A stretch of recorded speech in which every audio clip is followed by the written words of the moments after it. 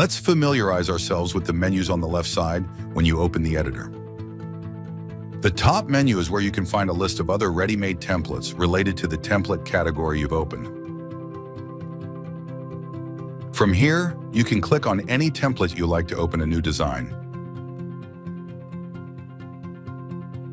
This section lists thousands of high-quality royalty-free images. You can either click on an image you like or drag it to the editor to open it. This section contains thousands of ready-made elements that can assist you with your design. Here you can find ready-made background designs. This section integrates with the library on your account page. It includes the folders you've created and the images you've uploaded.